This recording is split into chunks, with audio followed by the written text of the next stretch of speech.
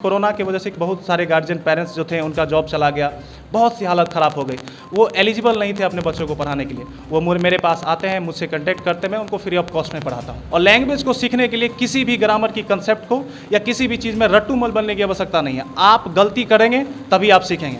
दुनिया में ऐसा कोई व्यक्ति नहीं है जो गलती बिना किए सीख जाता है। अभी मैंने 1 मार्च से 11th स्टार्ट किया है। उस बैच में अभी एक बैच फुल हो गया, फिर दूसरा बैच हमें स्टार्ट करना पड़ रहा है। बिहार बोर्ड की ओर से जारी इंटरमीडिएट के परीक्षा परिणाम आने के बाद तमाम शैक्षणिक संस्थान के द्वारा सफलतम बच्चों को पुरस्कृत किया जा रहा है और आगे की पढ़ाई के लिए प्रोत्साहित किया जा रहा है। आप देख रहे हैं BNN न्यूज़ और आपके साथ मैं हूं कन्हैया मिश्रा।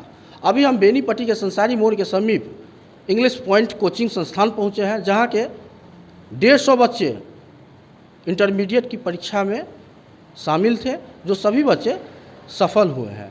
उसमें से कुछ बच्चे 80% से ज़्यादा अंग्रेजी में प्राप्त अंक लाए हैं। हम उनसे बात करेंगे और एक शिक्षण संस्थान के निदेशक जो हैं, शिक्षक, उनसे भी बात करेंगे कि उन्होंने बच्चों को चूँकि जानते हैं आप कोरोना के गाइडलाइन को लेकर के तमाम शैक्षणिक संस्थान बंद कर दिए गए थे, बावजूद बच्चों ने काफ़ी सफलता हासिल की।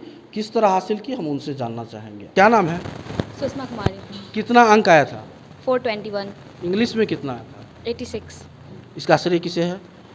कहते हैं God help those who help themselves, तो इसका श्रेय तो पहले सेल्फ स्टडी को जाता है, उसके बाद मम्मी पापा, उसके बाद मुरली सर, उसके बाद रमन सर।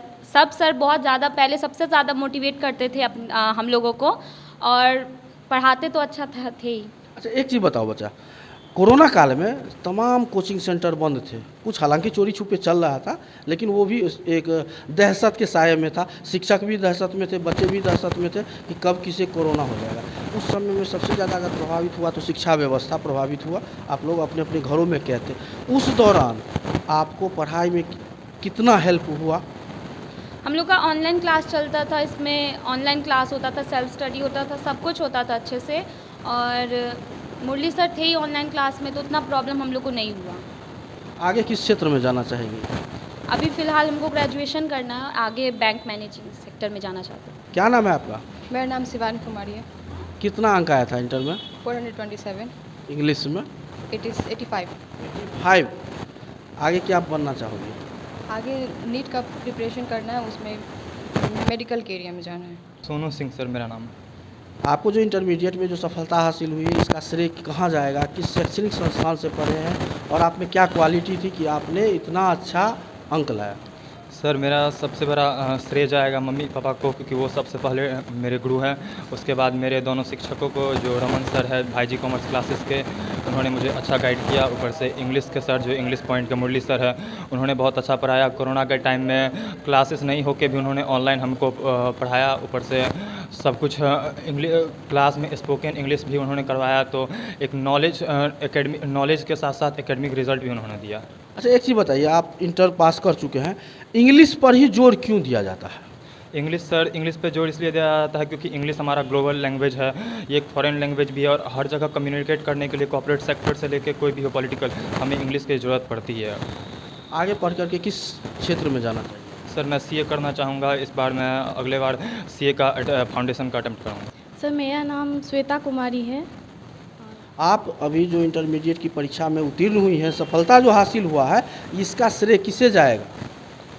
अब ये मतलब कि ये मेरे जीवन का दूसरा महत्वपूर्ण कदम है, जिसे मैंने अपने माता पिता और शिक्षकगण के सहयोग से मतलब कि हासिल किया है।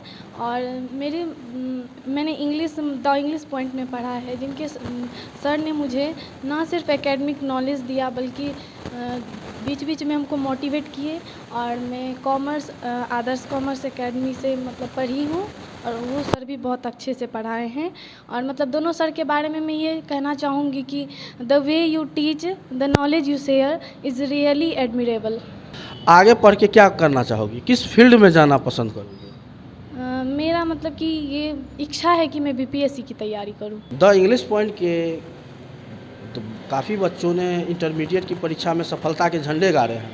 इसका मूल कारण क्या था? और कोरोना काल में जो इस तमाम शैक्षणिक संस्थान बंद था, बताया जा रहा है आपके बच्चों के द्वारा बताया गया कि ऑनलाइन आपने पढ़ाया, कितना प्रिपेयर थे आप लोग?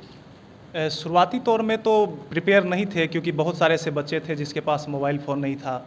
बहुत सारी समस्या का सामना करना पड़ा। धीरे धीरे एक दूसरे से मम्मी पापा का मोबाइल फ़ोन लेकर के बच्चे पढ़ना स्टार्ट किए, और धीरे धीरे जब कोरोना का समय आया तो बहुत सारी परेशानी। ये सच बात है कि सबसे ज़्यादा प्रभावित शिक्षण संस्थान ही हुई है इस कोरोना डिजीज़ से लेकर के।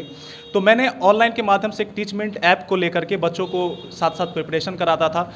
2 घंटे 3 घंटे का प्रिपरेशन करा के, चूँकि ये है कि वर्चुअली क्लास में बच्चों का ओवरऑल डेवलपमेंट नहीं हो पाता, इसीलिए लोग एक सीमा तक ही वर्चुअली क्लास कराते हैं। सीमा के मतलब जब तक बच्चे 12वीं क्रॉस नहीं करते, तो हमारे हिसाब से वर्चुअली क्लास उन बच्चों के लिए परफेक्ट नहीं है। क्योंकि एक बच्चे में अगर आप चाहते हैं कि वो सफल बने, तो उसके लिए एक सर्वांगीण विकास चाहिए, एक ओवरऑल डेवलपमेंट चाहिए।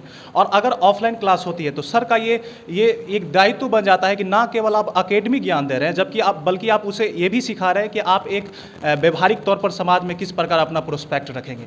इसीलिए मैंने जब लॉकडाउन लग गया तो बच्चों को टीचमेंट के थ्रू से पढ़ाता था। बच्चे भी जागरूक थे, जितने भी बच्चे हैं इन सभी बच्चों को मैं ब्रिलियंट के शब्द से संबोधन करता हूँ, क्योंकि ये खुद इतने प्रिपेयर्ड है, जितना मैं बताता हूँ उससे कई गुना बेहतर ये बातों को सोचते हैं। और चूंकि मेरा पहले से ही ये एक मोटिव रहा है कि मैं अपने बच्चों को अंग्रेजी एक सब्जेक्ट के रूप में ना पढ़ाकर अंग्रेजी को एक लैंग्वेज के रूप में पढ़ाऊँ। मेरा जब बच्चे 10th में देते हैं, एग्ज़ाम दे करके आते हैं मेरे पास 11th में, तो उसी दिन से पूर्ण रूपेण 11th का जो मेरा सब्जेक्ट होता है, पूर्ण रूपेण जो पढ़ाने का तरीका होता है, वो इसी बेस पे होता है कि उस बच्चे का बेसिक अंग्रेजी से लेकर के एडवांस अंग्रेजी कैसे क्लियर हो, ताकि वो बच्चे ना केवल किसी भी बातों पर चर्चा कर सके अंग्रेजी में, किसी भी व्यक्ति से एकदम फ्रैंकली तौर पर वो किसी भी बच्चे से बात कर सके। इसके लिए मैं सप्ताह में 3 दिन क्लास में स्पीकिंग कराता हूँ।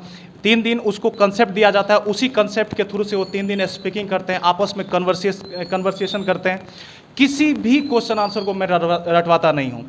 बच्चे 11th करते करते इतने प्रिपेयर हो जाते हैं कि किसी भी चैप्टर को पढ़ाने के बाद, किसी भी नोवेल को पढ़ाने के बाद वो इतने एलिजिबल हो जाते हैं कि खुद से वो किसी बातों को लिखेंगे, खुद से उस बातों को समझेंगे। इसलिए सबसे पहले तो मैं इन्हीं को थैंक यू कहना चाहता हूँ, क्योंकि जब टीचर एक केवल मार्गदर्शक होता है, मेहनत यही करते हैं, और ये सभी एकदम ब्रिलियंट बच्चे हैं। क्या आपको लगता है कि कोरोना ने कुछ न कुछ बच्चों को प्रभावित किया, जिसके कारण कुछ कम हुआ आपका सक्सेस बच्चों की संख्या, या ओवरऑल ठीक? लगभग 150 बच्चे मेरे क्लास से इस बार अपेयर हुए थे, और 150 का 150 अभी तक हम देखें कि सब का सब सफल बच्चे हैं, कोई भी असफल बच्चे हमको अभी तक नहीं मिला है। कोरोना, ये बात सच है कि कोरोना बहुत सारे बच्चों, ना केवल बच्चों, विश्व के हर एक व्यक्ति को प्रभावित किया। इसमें जिस प्रकार से प्रभावित बच्चे, कई ऐसे बच्चे हैं जिनके पास क्लास अटेंड करने की नहीं थी, उस समय में पैसा नहीं था वो क्लास में आते, लेकिन फिर भी मैंने उन बच्चों को, अभी भी आपके लाइव के माध्यम से भी कहते हैं कि मैं कभी भी पैसे के लिए बच्चों को बढ़ाता ही नहीं। जिन बच्चों को आगे बढ़ना है उनको पैसा माइलस्टोन नहीं बन सकता है। अगर वो जीवन में चाहते हैं कि वो आगे बढ़े तो पैसा कोई मायने नहीं रखता है। वो केवल और केवल द इंग्लिश पॉइंट में आए और अपनी परेशानी बताएं, मैं उनको फ्री ऑफ कॉस्ट पढ़ाता हूँ। बहुत सारे ऐसे क्लास में आपको बच्चे मिल जाएंगे जिनको मैं अभी तक पैसा नहीं लिया हूँ, क्योंकि इसके पीछे रीज़न है कि कोरोना की वजह से बहुत सारे गार्जियन पेरेंट्स जो थे उनका जॉब चला गया, बहुत सी हालत ख़राब हो गई, वो एलिजिबल नहीं थे अपने बच्चों को पढ़ाने के लिए। वो मेरे पास आते हैं, मुझसे कॉन्टैक्ट करते हैं, मैं उनको फ्री ऑफ कॉस्ट में पढ़ाता हूँ। आपके इतने बच्चे सक्सेस हुए हैं, आप जिस दौरान पढ़ा रहे थे ऑनलाइन या ऑफलाइन, तो आपके पढ़ाने का मेथड क्या था कि बच्चे आसानी से समझ पा रहे? देखिए, शुरुआती से जब बच्चे 11th में हमारे पास एडमिशन लेते हैं, उस दिन से लेकर के पूर्ण रूप में जब तक 11th का बैच चलता है, मेरा यही प्रयास रहता है कि उन बच्चे का अंग्रेजी किस प्रकार से स्ट्रॉन्ग बने, क्योंकि इंग्लिश एक सब्जेक्ट नहीं है। English is a language, international language. Everywhere you should have to use a English language because it is a modernisation age and you should have to follow invest your self to how to learn language, not the subject. इसके लिए मैं सबसे पहले प्रयास ये करता हूँ कि बच्चों को शुरुआत से ही द हिंदू एक न्यूज़पेपर है, इंग्लिश का न्यूज़पेपर है, उसका एडिटोरियल करवाना, बच्चों को आपस में क्लास में कन्वर्सेशन कराना। चाहे वो गलती ही शुरुआत में करेंगे, वो शुरुआत में गलती करते हैं, लेकिन वो गलती करते करते वो सीख जाते हैं, और यही परिणाम रहता है कि बच्चे में इतना एंथुसियाज्म रहता है कि इस क्लास में एडमिशन लेने के लिए। आज भी बहुत जगहों से, बहुत दूर दूर से यहाँ पे बच्चे आते हैं, क्लास एकदम फुल रहता है, भरा हुआ रहता है। मैं 11th का अभी मैंने 1 मार्च से 11th स्टार्ट किया है, उस बैच में अभी एक बैच फुल हो गया, फिर दूसरा बैच हमें स्टार्ट करना पड़ रहा है, इतने बच्चों की प्यार रहती है। तो मैं सप्ताह के 3 दिन केवल और केवल कंसेप्ट देता हूँ, और सप्ताह के 3 दिन, उसके रेस्ट 3 दिन हम आपस में बच्चों को, चाहे ऐसे टाइप आप कर सकते हैं, ऐसे हो या कुछ भी हो, किसी भी टॉपिक पर, चाहे मोबाइल फ़ोन हो गया या मोबाइल मेनिया हो गया, इस बातों पर कन्वर्सेशन कराते हैं। किसी भी प्रकार का रटवाया नहीं जाता है। ताकि ये केवल एकेडमिक में आप सफल हो रहे हैं ये बड़ी बात नहीं है, आप इंटरनेशनल लैंग्वेज को सीख रहे हैं। और लैंग्वेज को सीखने के लिए किसी भी ग्रामर की कंसेप्ट को या किसी भी चीज़ में रट्टूमल बनने की आवश्यकता नहीं है। आप गलती करेंगे तभी आप सीखेंगे।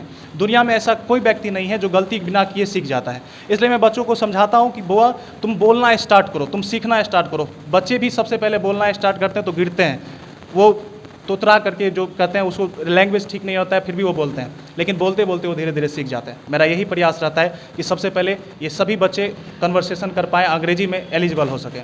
और यही कारण है कि आप जिन बच्चों को अभी आप देख रहे हैं, they all are eligible to speak fluently, they all are eligible कि कन्वर्सेस कर सकता है किसी भी चीज़ पर, किसी भी बातों पर ये कन्वर्सेशन के तौर पर ये ले सकता है, और सभी में एक गुणवत्ता है। तो मेरा और एक दिन का जो रेस्ट बैच एक दिन जो बच जाता है, उस दिन में मैं किसी भी टॉपिक को लेकर के इन बच्चों को देता हूं और उस पर उससे चर्चा करवाता हूं। फ्रेंकली तो ये थे द इंग्लिश पॉइंट के निदेशक मुरली झा, जिनका कहना है कि कोरोना काल में कुछ प्रभावित तो हुआ, लेकिन ऑनलाइन क्लास की वजह से, वर्चुअली क्लास की वजह से इनके बच्चे अधिकतर सफल हुए हैं।